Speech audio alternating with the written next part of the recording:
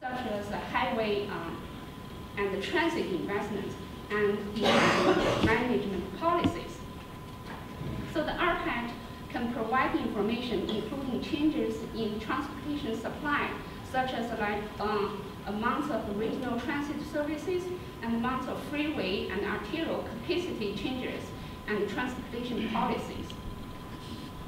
And also like ITS changes and strategies, and also some demand management, such as van crew and telecommuting and the rider share and the transit pass programs, parking programs. So the most model input is readily available. It's easy to build, and from either census data and regional transportation demand model output and input data, and some other local data, and also the RTC's transit information. And also there's no need for a very detailed and time-consuming coding process to build the different scenarios. And the model running time is extremely short compared with any other kind of models. So that is easy to build lots of many scenarios and to compare. And the model can also produce performance matrices for various scenarios, including community impacts and travel impacts, environmental and energy impacts, and the location impacts. So this diagram here depicts the model structures by presenting the modeling system with the input, model components, and feedback loops. So the RPAT model internal structure contains the elements of the following 7 different models. These include a household and form model, urban form model, and accessibility model, vehicle model, travel demand model, congestion model, and feedback loops. So all these model structures are presented by this green box, square box. And all these dark blue are the model inputs. So when you build a model, you need to get all the data to feed in these 7 models. And in this dark blue and light blue, the light blue box have the input when you want to build the different scenarios. So the first time when you build the base model, you use all this information, such as population, employment, and income group, and highway and transit supplies, and some travel demand, and truck shares, and also percentage of changes in transportation supply. So this box are where you enter your scenario planning input. So this is a complete in-house exercise, and the RTC modeling team built this base year model. And another information is, so far, I think nationwide there are 5 or 6 NPOs using a federal grant to build this model, and with support from Federal Highway Technical Support Center. And we did this completely in-house. And the base year and the future input data sources are either from RTC travel demand model, input and output data, or from our transit, and some other local land use input. And a few of them are really used from the national database too. So, so we decided the base year is 2015, and the future base year is 2035. The reason we decide these base years is because that when the model was built, so our travel demand model have all these different horizontal year built up already. So we could regularly to draw the data from 2015 and 2030. Yes. So you didn't take that out to 2040 because you weren't quite ready to do that? Is that what you're saying? Yeah, so when this model was built, we didn't have 2040 network. So I think we can easily to update this model once we have 2040 network. So these slides shows the input and output, input and data sources. The data can be grouped into 4 categories: the built environment, and demand, supply, and the policy parameters here. And the data needed include population jobs by place type, and auto transit trips by person, and the light vehicle of a VMP. And for this light vehicle VMP, we use some information from our previous survey. So we did a survey using the vehicle classifications to calculate VMP by different vehicle types. And also we have existing employment and growth by place type, and future population by age group, and so on and so forth. And so this column shows the data source. You see most of them from RTC's data source. And for the load lane miles by functional class,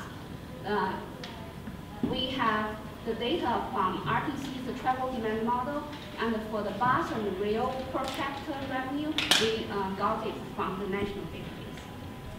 And we also got information from Severity for the population by age group. That is for future age group. When they use the population model, they have this future age group distributions.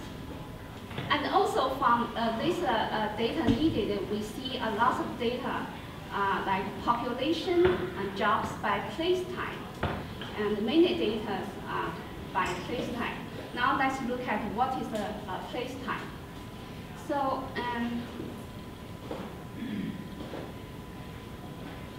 the built environment is described by 13 place types. So instead of simply considering the land use as a residential and commercial or density of certain types, the place type refers to all of the characteristics of developed area, including the type of uses, the mix of uses, the density, and the intensity of the uses.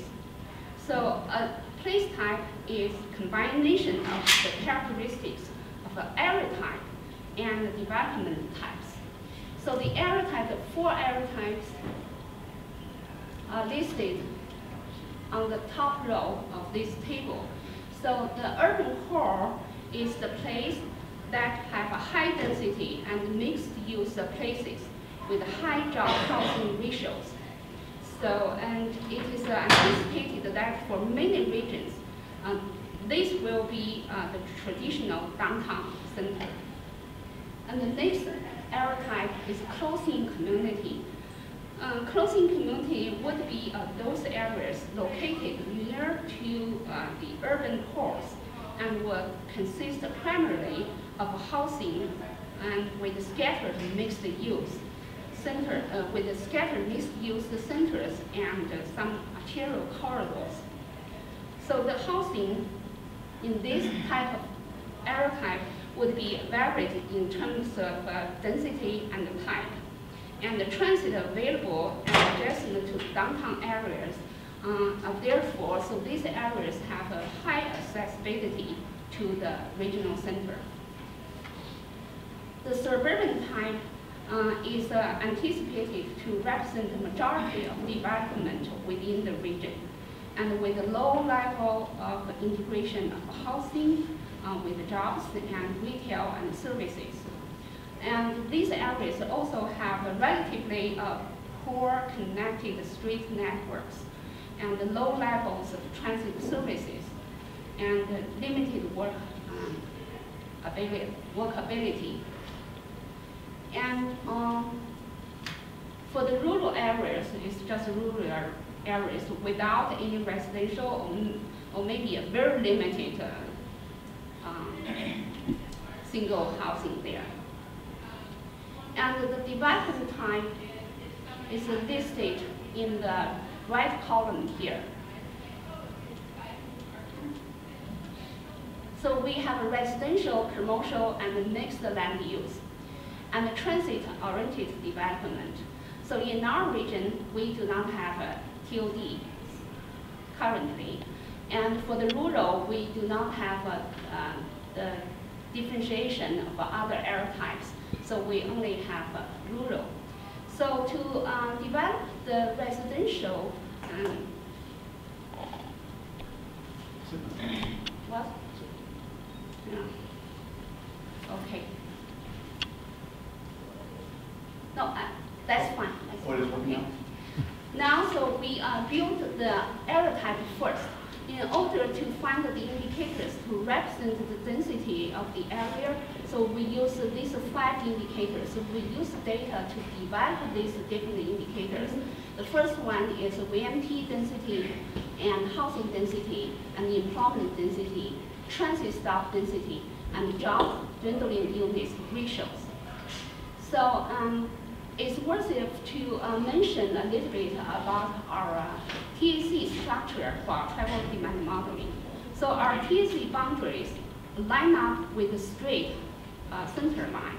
So that means if you want to assign some density to that TAC, so the adjacent TAC may not either get all or get nothing. So in order to resolve that problem, so we use the buffer around the network and also around the transit routes and transit stop. So then we lay over these buffer layers with the TAC layers, and we assign some indicators to each TAC for each of these density indicators.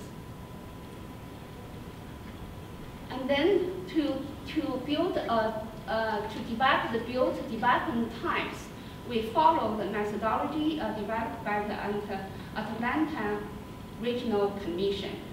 So and we use the employment to the ratio of total population and employment. If the ratio is less than 33%, so we define the area as a residential development type. If the ratio is between 33 to 66%, so that is a mixed use. And the employment, so when the ratio is greater than 66%, that is the employment development.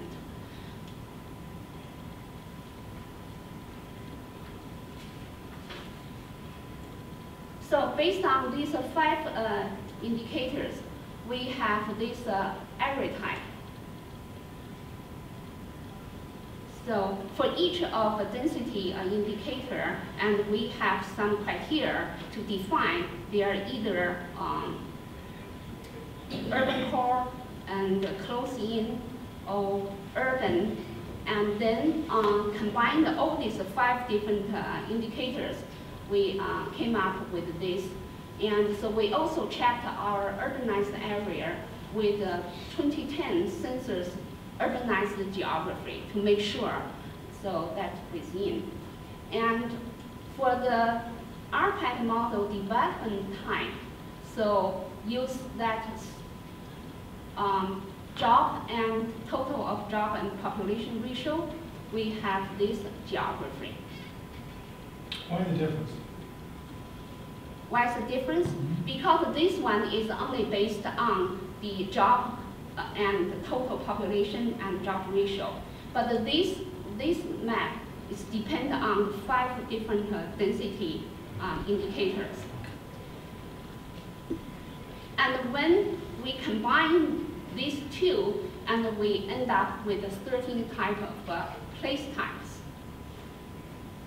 So this is geography to be used with the RPAT model. So once model is built, you do not need to work with GIS every time. So you just look at some percentage of population growth and percentage of employment growth to enter into this file. So the total base year and future year population is summed up to 1 the portion of that by each of certain place types. Any questions here? So actually, once this place type is built, each TAC belongs to one of these certain types. And we aggregate all the TACs by place type. Could you go back? I can't read that. Yeah. I don't have far glasses, just close ones. Which one? That one, the green. The green one. Yeah. Yeah. So those UCR. So we have the legend here, like rural Okay, and yeah. suburban residential and suburban employment. So generally, the greens are residential areas, the reds are employment areas, and the blues are the mixed use. Yeah. Of varying degrees of intensity. Yeah, as I said, currently we do not have TOD, transit-oriented development. So we only have 12 type of place types for this model. And then, this is only one of the inputs going into the model. So I'm not going to the details about the other models compiling, but if you have any questions and after the presentation, I'll be happy to answer. So, and after the model is built, we run the model, and we use the model output to validate against our travel demand model. So we'll see for the, this is output from regional travel demand model. This is the RPAT model results. So when we look at VMT and vehicle trips, we see the RPAT model produce like 5% higher numbers. That are pretty good. And so for the average speed, and it is 19% slower or less than our regional models output. And for vehicle hours traveled, is also 10% below. What do you attribute that difference to? The difference is use this one divided by this one. Well, no, I understand that, but the 5 and the 5.2, 5.9, those are pretty good. I mean, Yeah. those are, but the 19 starts to go, why would you attribute to minus 19 in speed reduction? Yeah, it's not speed reduction, it's average speed is lower than the average speed produced by the travel demand model. Is that significant or no? Compared with the empirical studies, when we look at the results from other NPOs, and these numbers are much better than theirs. Oh, okay. And so it's not when I that significant. consulted with the FHWA's Technical Support Center, and they also agreed that these numbers are reasonably good.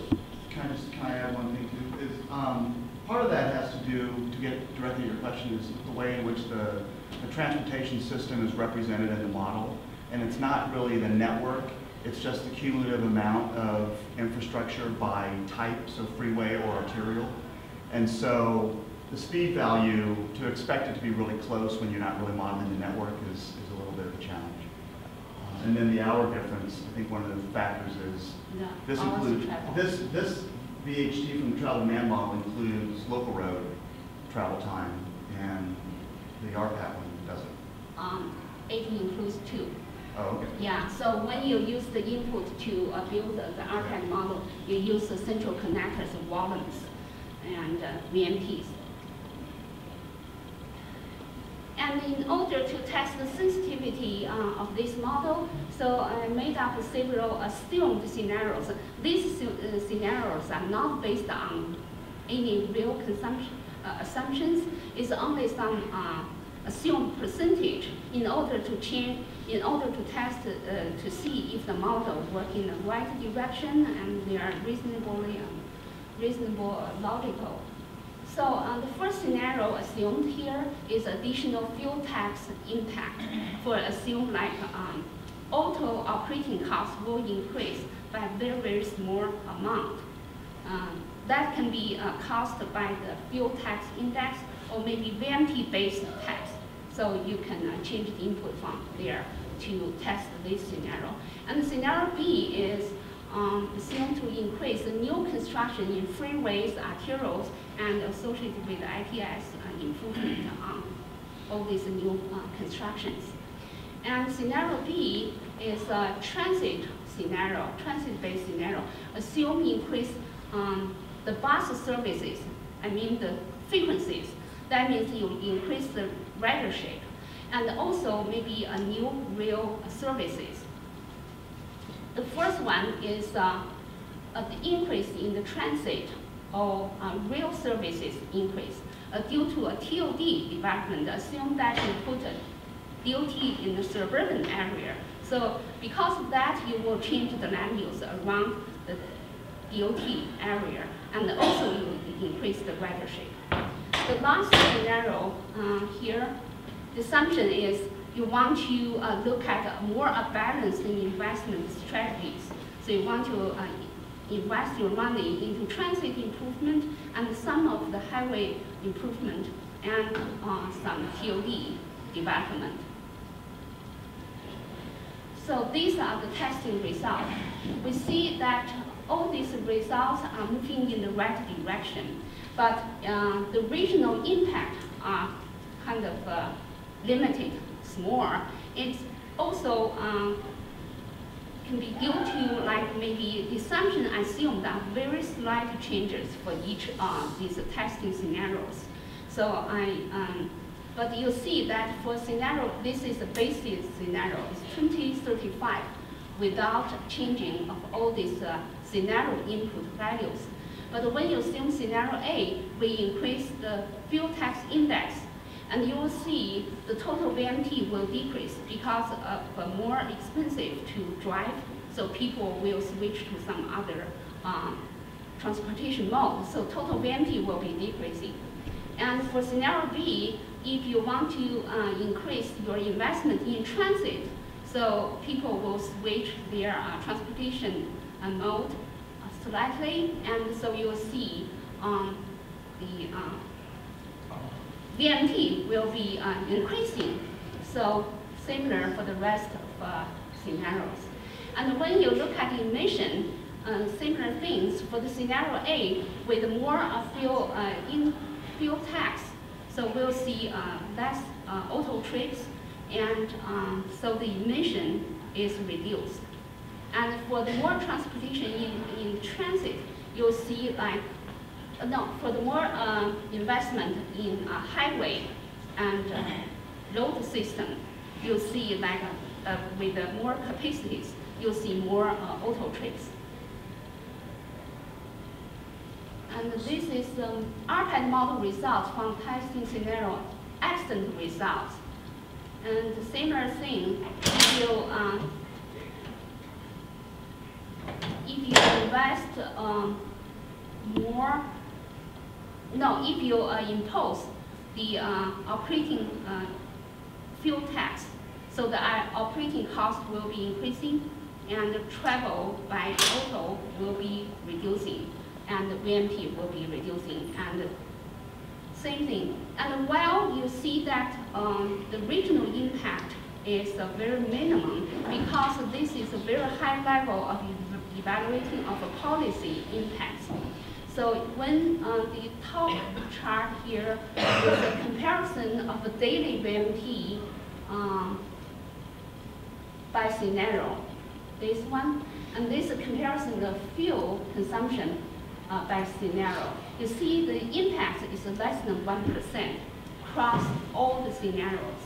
But when you look at the different geography, you'll see the impact will be in the range of 1 to 8% or 4%.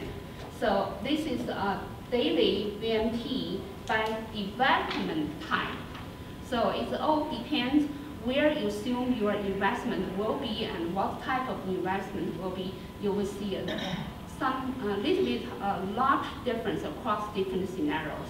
The same thing for fuel consumption here. And for the more comparisons here is like vehicle hours of travel by scenario and comparison of accidents by scenario. Again, we see that impacts across the scenario is less than 1%. Very slight variation here, but you can still like rank the scenario by these results. But when you look at the comparison of a vehicle hours of travel by vehicle type, so that be like by truck or by light vehicle, so you will see the big differences there. And so this is 8%. Yeah. Similar thing as comparison of accident by accident severity based on the different investment strategies. So then I'll turn this to Greg. So he developed some sort of a real scenarios based on some real concerns and assumptions, and to look at the model results. Well, that brings a question to me. I mean, a real scenario, they're shutting down the I-15 north and 95 north. It impacts my life now, guys, as I live here, so it's like it's near and dear to my heart.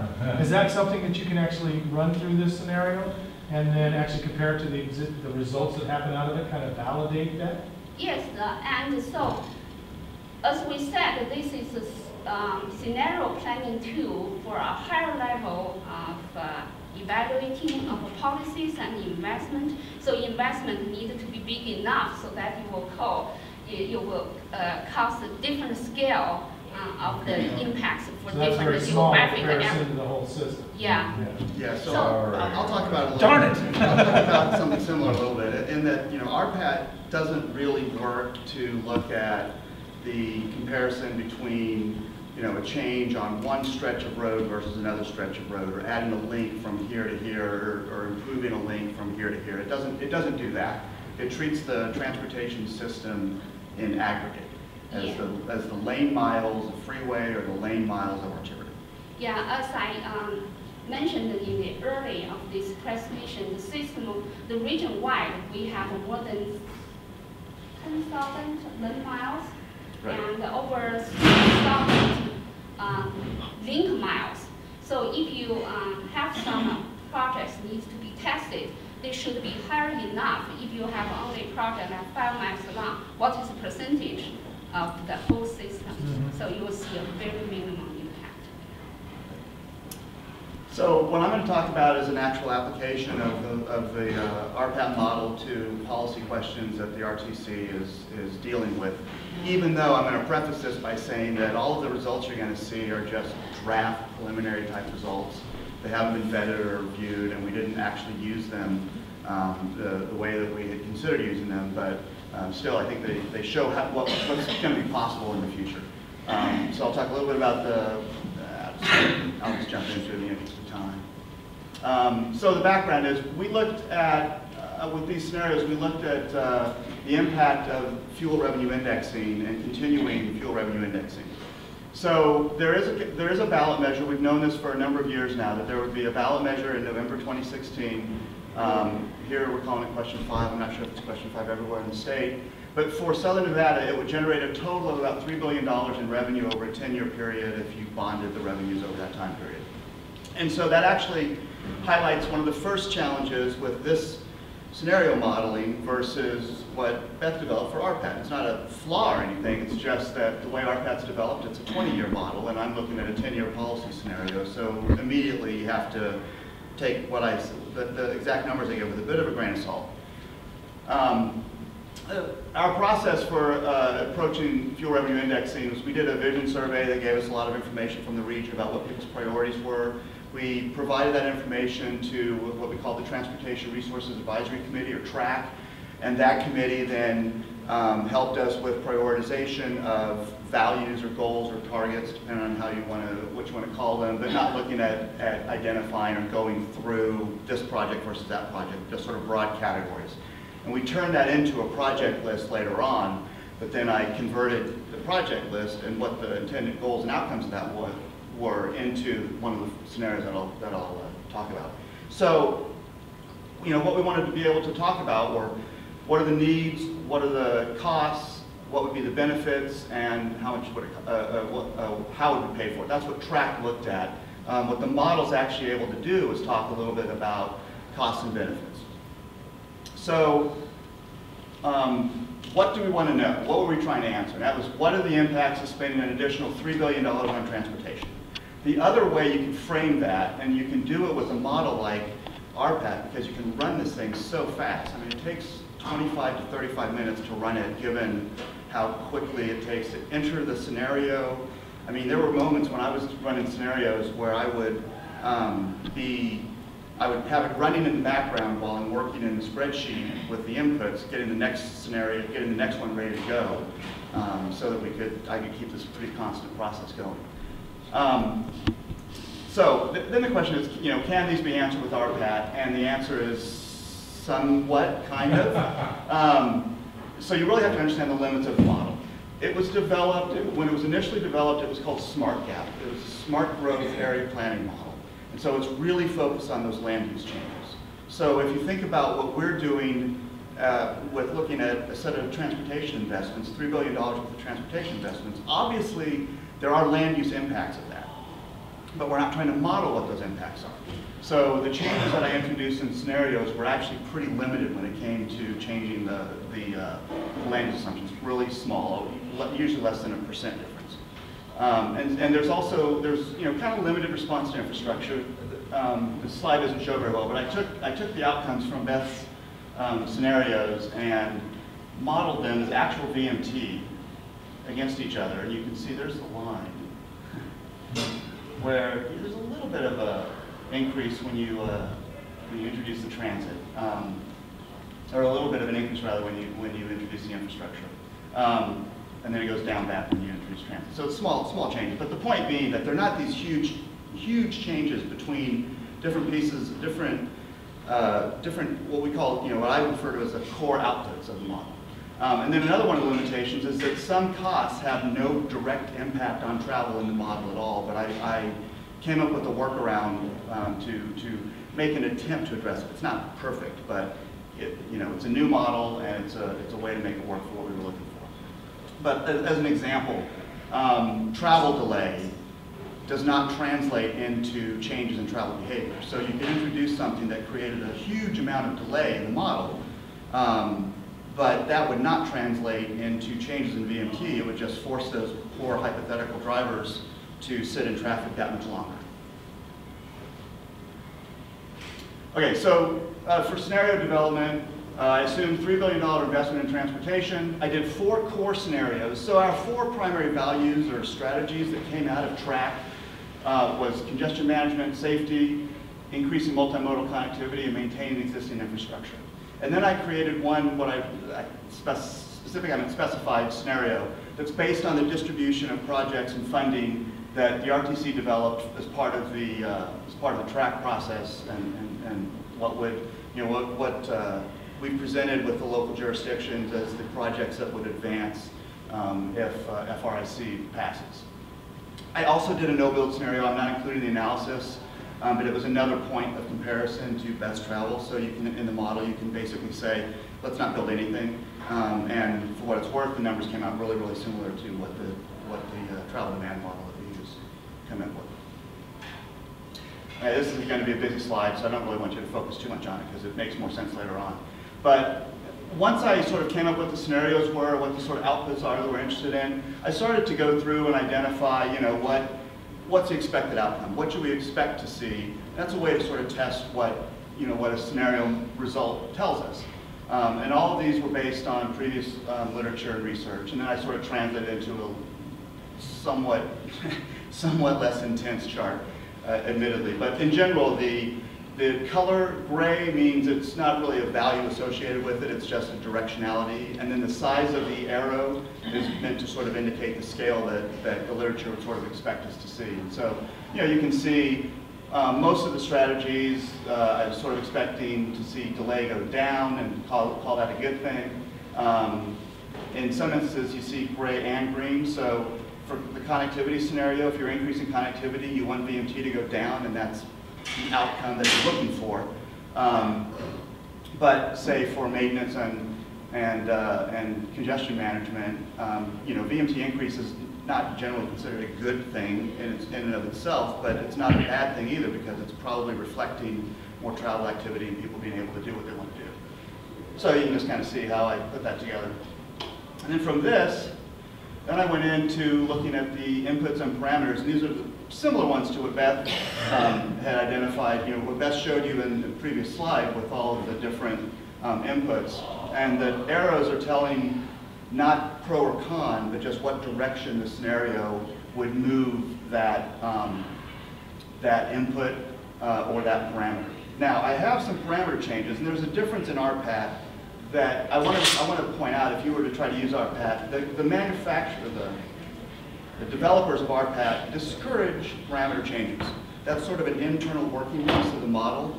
And so I did these with a lot of hesitation, but part of what I was trying to do was to show differentiation, more differentiation than what the standard input parameters would allow. And so again, all the changes that I made were based on literature or actual data or something like that. And all of them, I ran a lot of test scenarios, a lot of testing, directionality and scale of expected impact and so on. So I'm going to present results from those 5 basic scenarios. I actually ran the model a total of more than 50 times, but because each one only takes about 25 minutes, it wasn't that. So the other important thing is when you start introducing, when you're actually trying to look at like a realistic type scenario as opposed to a test scenario, you want to make sure that the inputs that you provide actually reflect what you're doing. And so to find those inputs, I looked at a variety of national and local data sources to get those. Yes? Could you go back to the TRIC? Yes. Could you explain to me how, for example, cost per mile can go up or down simultaneously? Yeah, so the way the model works is only one input. There's not like multiple feedbacks, but the scenario, in order for the scenario to work effectively, I had to introduce an increase in that. I had a separate spreadsheet that I used to calculate what the actual inputs were for the model. So the net, and yeah, that's the net increase on, say, congestion is, or the net change in congestion was an increase of, the tax resulted in an increase of about 37 cents per mile.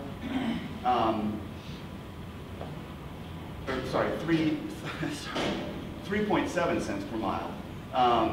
And then the delay costs, and this gets to what I was talking about with having to do a workaround. In order to develop that delay cost and have it have an impact on travel behavior, what I did was a 2-run cycle. So I first ran the model just with the gas tax cost and all the other inputs. Then I calculated what the delay change was from that set of inputs and added that as a cost, and then reran it with the same inputs plus that delay cost. And so there's only one actual change in that, but the influence could be up or down depending on what the scenario, the first run of the model provided. Is that? So when you did your first scenario, the cost per mile related to congestion went up, and then when you added that second component, you mentioned the cost per mile related to congestion went down. So yeah, so what happened, the first time I ran the model, I developed the input for the change in road supply for ITS.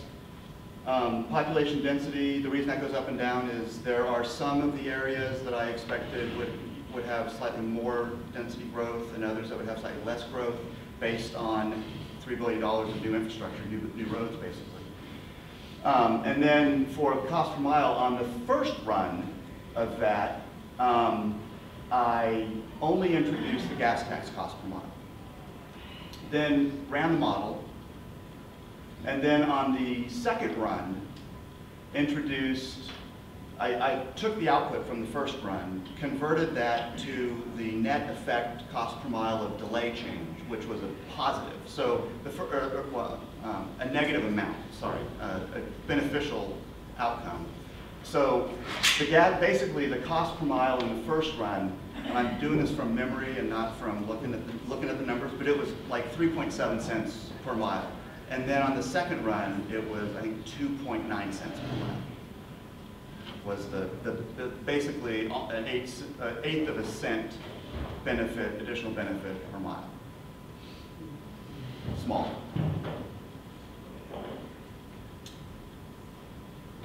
And I think I just talked through these.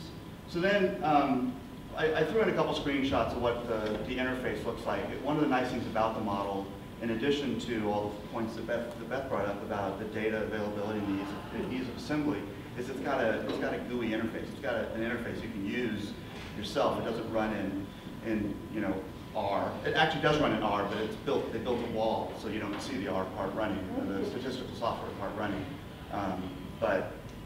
So that makes it a lot easier to do. And then when you move to the run scenario, it starts to kind of works through each one of the modules.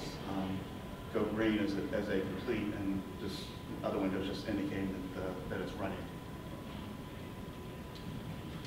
Oh, okay, so let's see.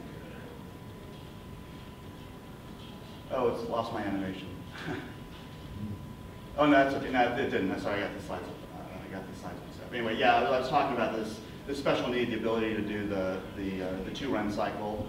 In theory, I could carry that on almost ad infinitum, just continue to do that, but they converge, and the differences are actually pretty minor. And then the other thing is, it's necessary to look at some of the outputs to do a little bit of post-processing, take crash rates and convert them into dollars and things like that, so that the outputs would become a little bit more useful. So the core scenario outputs, these are actually very similar to the ones that Beth showed for hers, and in that there's small changes in these, what I call these core outputs. So vehicle trips change small amounts, VMT change small amounts. When we focus a lot on safety, you see a bigger decrease in fatalities and serious injuries, and also property damage. I just didn't include that in the table. But for the most part, relatively small changes. The second biggest sort of set of changes or variation is in vehicle hours traveled, and you'll see on the next slide, I also have hours of delay. So when we start looking at some of these other outputs, that's where we start to see some of the differentiation. So for example, travel delay, and all these values are essentially percentages of the reference case. One thing I'm not comfortable doing, and again, I just want to point out draft results. So if there's an RJ reporter here, draft results. I'm not reporting actual numbers. I'm just reporting the indexing values because, again, it's very preliminary use of the model, and so we wouldn't want to draw attention to a particular output. But to say how it compares to the reference case gives a pretty good sense of directionality. So anyway, I have some slides. The next set of slides kind of shows some of these in a little bit more detail. But you can just see there's more range, like in travel delay, more range of impact, transit trips, bigger range. So just sort of across the board, when you start looking at some of the more detailed pieces of information or dive down a little bit into some of the pieces of information, they show a little bit more variation, and that helps. Hopefully that would help when we get to the point where we're actually able to use the model for policymaking. That gives us something to work with. Okay, so then I graphed them similarly to how RPAT does its outputs.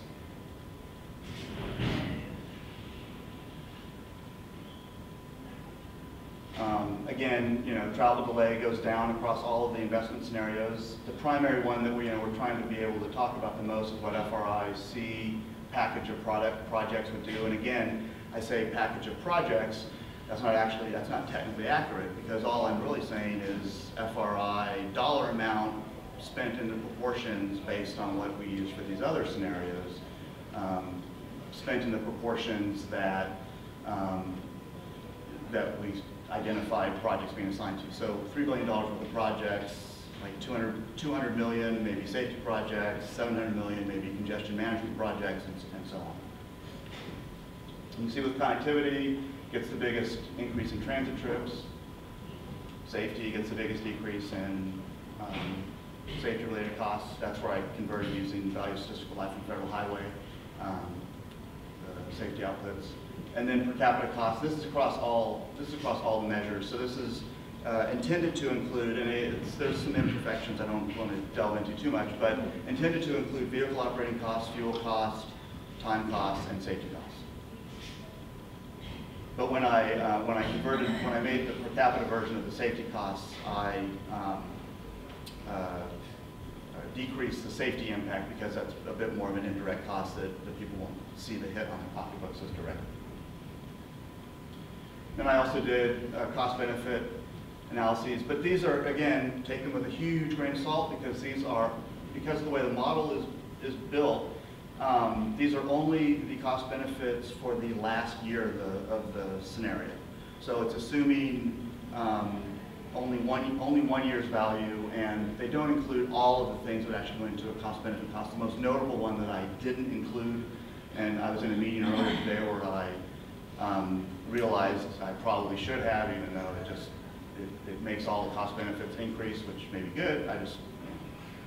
Is the impact of fuel or of environmental impacts. The model does calculate greenhouse gas emissions, and so you could use the social cost of carbon to convert that. Also, cost benefit, direct costs. You can see maintenance gives a pretty significant direct cost benefit because $3 billion based on inputs from American Society of Civil Engineers and AASHTO. $3 billion would basically wipe out all of the deficient roads in Las Vegas, and so there's a pretty impressive improvement there.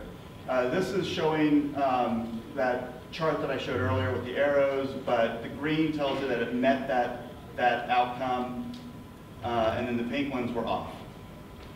It means they were in a different direction, different direction or different scale. But overall, I mean, the scenarios, the general scenarios, the $3 billion, all focused on one particular spending category, did what you would expect. Congestion decreases travel delays, which is probably the best way to measure congestion in the model. Safety decreases fatalities and injuries, and so on. So, I mean, if I were to sum up with the final analysis, I'd say, yeah, the model works, but it needs additional calibration. It just needs it needs additional testing before I think we would use it as a policy-making tool. One other thing that I did was get at this idea of trying to find out what mix is the best mix to achieve the outcomes. Once the model is well calibrated, we would be able to essentially calculate an elasticity for each one of the outputs that you might be targeting based on what the spending category is. So I did that. It's not. This is all based on a very limited set of runs, and so for this to really be valid, what I'd have to do is run the model, get the model perfectly calibrated so everyone's comfortable with what the outputs are, and then run it a bunch of times across a range of scenarios to actually develop these estimates. And they do vary between different scenarios a little bit, so that you could feel reasonably comfortable with it. And then, so what I did to sort of test this is I validated it using the FRI2 scenario, or the FRIC scenario. So this column here, the reference, that's essentially what the $3 billion translates into for the output using these elasticities and portions for the different spending categories. This column shows what the scenario estimated.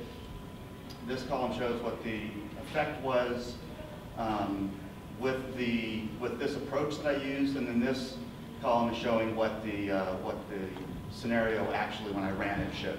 Now, the reason I did this is that it theoretically down the road it will allow us to sort of, for lack of a better way of putting it, like optimize project selection. Not project selection, but like policy selection.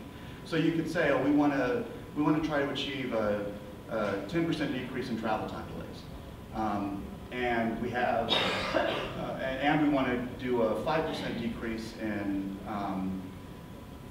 fatalities, or whatever your inputs wanted, whatever inputs you came up with, or whatever targets you came up with. You could actually use this to, you could actually use a calibrated version of this table to develop an optimization model that would kind of come up with a policy suite, not a project list, but just a, you know, you should do, you know, half $500 million of safety, and that'll get you on the path to achieving the outcomes that you're looking for. And that would, yeah, I would say that would sort of lead us to this idea. Like, let's say your goal is to address higher fatality rates. You would develop a target, use this input table to calculate the needed investment. Then you'd identify projects using the new RTC project selection process, and then implement those new investments and evaluate results and update issues and targets. And we as an agency are on that path. You know, this would let us start to have regional plans that actually target outcomes, and then plans with sort of expected measurable outcomes. And what I'm showing you here is, this is based on the RTP, the Regional Transportation Plan that we're developing right now. This is how the funding breakout is. So we're sort of on that path. Future uses of scenario modeling, like I say, multiple times, I hope, throughout the presentation. It needs more refinement.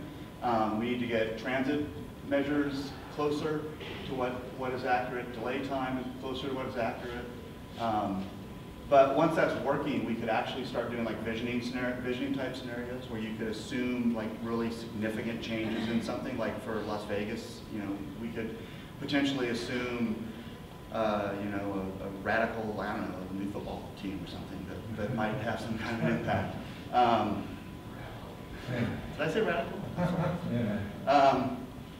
But so you can start to look at sort of like ranges of what the future might be under different sets of broad assumptions, and not really individual sets of investments. You could also, so we could develop, more detailed investment scenarios. And then another thing that we would probably want to do is explore some other potential scenario models. I mean, we've put a fair amount of time, Beth and her team and me have put a fair amount of time into getting RPAT to work, but that doesn't mean it's the perfect solution. There might be something else out there that at some point down the road we want to look at.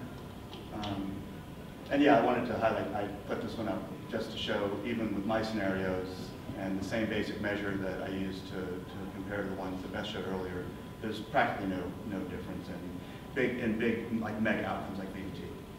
If you go back several slides to your I guess your results slide. Yeah. This one? Yeah, if you're spending $3 billion to reduce congestion, why does your fuel consumption and greenhouse gases arise when cars are supposed to be moving more efficiently? So it actually, the reason that it's red or pink in the background is that that's not what happens. So I'm not sure, okay, yeah, it's confusing. It was thrown one of my staff when I was running through it with him this week. Okay, so that's what I predicted. I predicted that it would actually drive up fuel use because I thought there'd be a bigger VMT growth than what the model actually showed. What we actually got was not that. Yeah, well, I didn't think about that angle. Okay. Right, and what actually, and the reason, I suspect the reason for that is that the model, I think RPAT has baked into its emissions calculation the fuel efficiency improvements that are already happening. Okay. And so even with a small VMT increase, you would still probably see a decrease in fuel consumption. When you do your population, when you enter your population density information, are you using the most recent land use information in terms of proposed subdivisions and apartment complexes and condos, etc.? Actually, we use the land use information from last RPP, that is 2013 to 2035. So now we have updated land use information. It's easily to update this place type information by using the new land use information.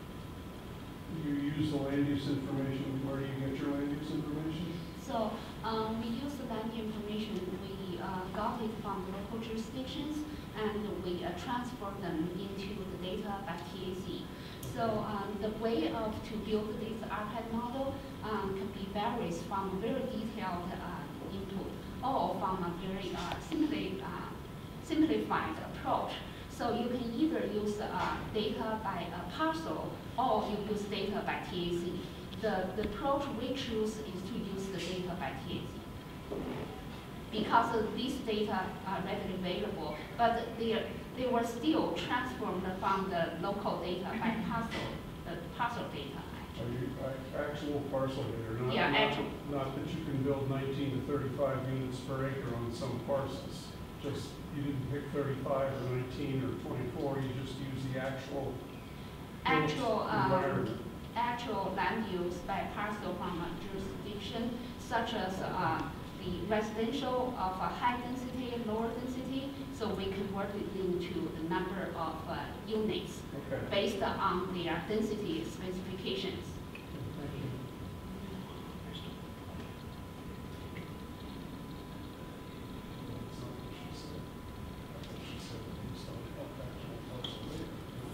For future land use, Beth, it's projections from the local agencies. The future and the data land is board. also from the local projections. They are zoning code for the different density residential development, and we aggregate that data to TAC level. With land use from parcel, the Yeah. future is from jurisdictions land use plan. Land use plan. Okay, but land use plans have ranges of density built into them in terms of units per acre that can go Yeah. on a site. And there's probably an average around here, maybe it's 6 or 7, I don't know anymore. But the actual could be where you can build up to 10. In Yeah. the future land use plan, the developers just mostly build to the market, which when I first came here, I think was around 6. But now, just before the recession, it was like probably 8 or 9 used because of the cost of land. So, Yeah, I was just so wondering we are where it came reviewing from. all these density criteria. So we use the criteria approved by our land use working group for transfer the local and land use data by parcel into TAC. When we transfer that, we use some set of density criteria. But we periodically review all these criteria and get the local input to update.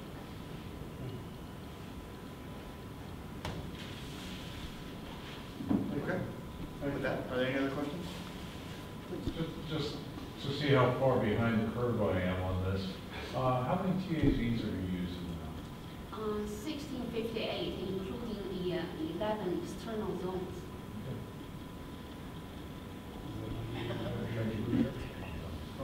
It's going up. It's gonna go- So do we build it or not build Do what?